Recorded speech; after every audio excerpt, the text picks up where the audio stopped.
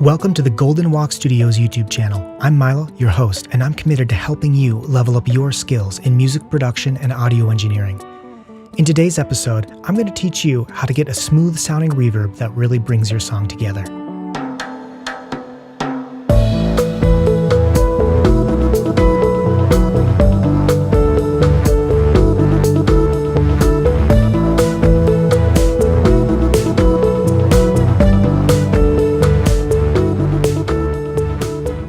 To some, reverb doesn't seem like that exciting of an effect. It's a very old effect. But to be honest, all effects are old. We really don't have that many unique processes to manipulate audio. With rare exceptions, ingenuity surfaces as plugin developers combine old effects in ways we haven't combined them before. But we're still left with the same old tools, just with new controls and new use case scenarios. So yes, reverb is an old tool. But if you're not familiar with it or don't turn to it often, it may be worth giving it another look. There are far more interesting presets than Cathedral, and I've had friends tell me, yeah, the song sounds okay, but your vocals sound so raw, after showing them a draft I'm working on because I didn't start using reverb that early in the song. Reverb can be a core component in a parallel drum mix, and is often a key ingredient in powerful synth leads sounding big.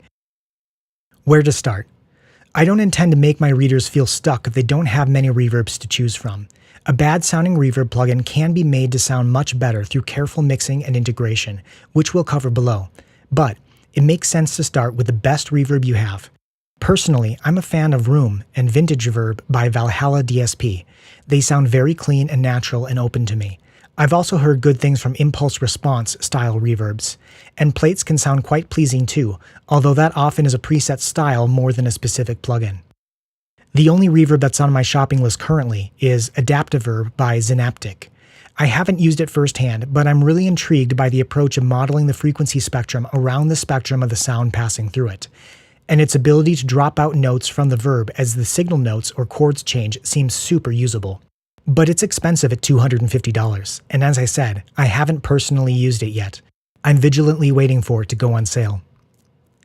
If you're not in the market for a new reverb, assess what you have. Play a simple sound through a reverb and listen to how real it sounds, how spacious it sounds. You kind of want it to have that dark, smooth, cathedral-like sound, not that zingy, applause-like slapping of sounds. Listen for creaminess and convincingly delivering the sound of a larger room. To my ears, this makes a good reverb.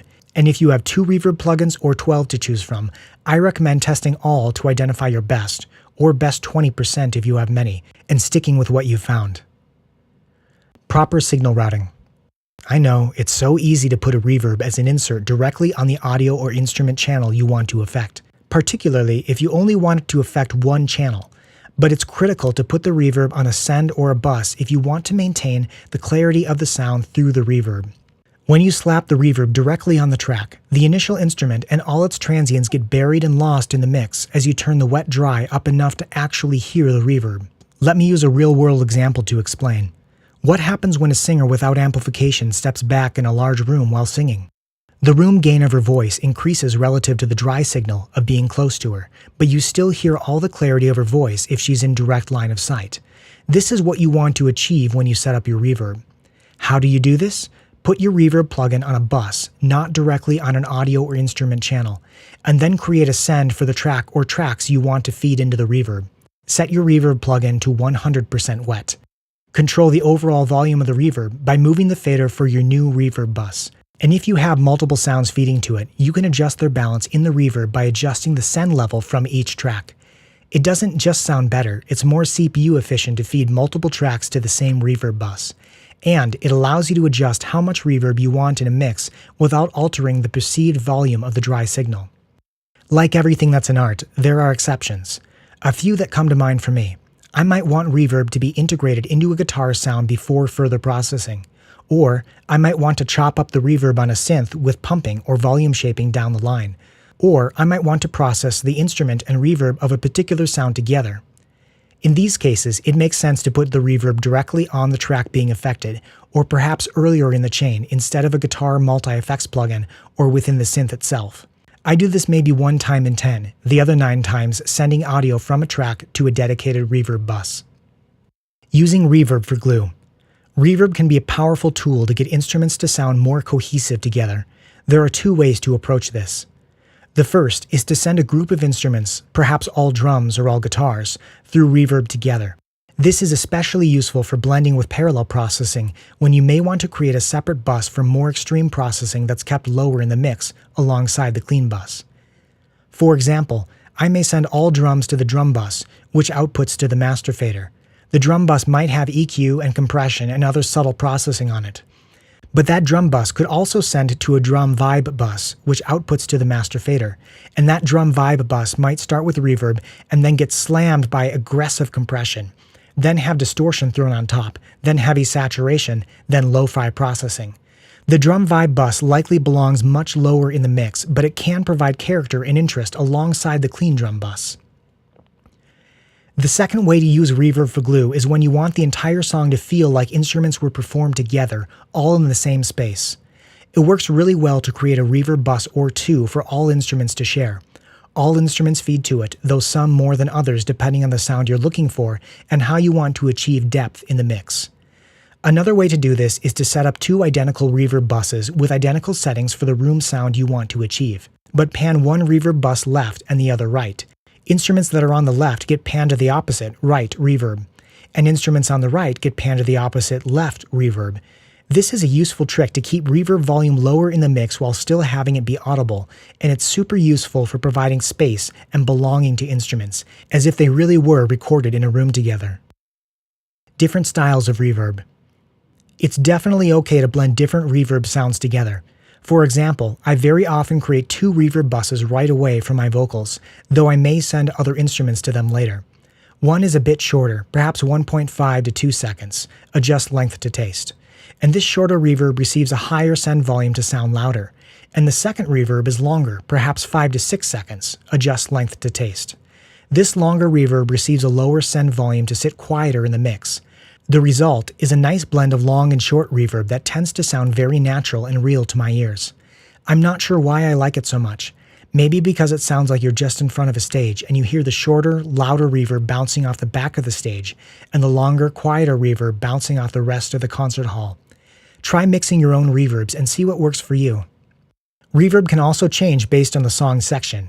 It sounds good for lower, shorter syllables in verses to be sent to a shorter reverb, and the longer, higher, more legato and anthemic lines of a chorus can ring out with longer, louder reverb.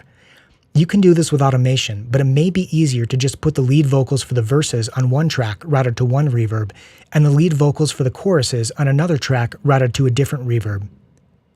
Reverb can also add a certain presence when it's super short. It's been a long time since I worked with mixing rap, and even longer since I worked with radio voice. But if you're aiming for something spoken that needs a little presence and power, try adding a super short reverb, perhaps with a decay time around 0.2 seconds, adjust to taste. It can add a certain command and sparkle that's perfect for some situations. Dirty reverb. I discovered that I really like dark-sounding reverbs. I very commonly put an EQ on my reverb bus and roll off both the lows and the highs. Too much highs in the reverb and it sounds cheesy and fake. Too much lows and it gets muddy and masks the instruments that you want to be audible. To be honest, I felt a little guilty shaping the reverb like this, figuring that purity was the ultimate goal and I was abandoning purity. But purity is a funny concept when mixing audio. Maybe a guitar layer needs to sound tinny and lean instead of rich and full, because the voice will add the richness and the bass will add the fullness, and there just isn't room for a super full sounding guitar in the mix. Don't feel you need to honor each track by making it sound its purest and biggest and fullest.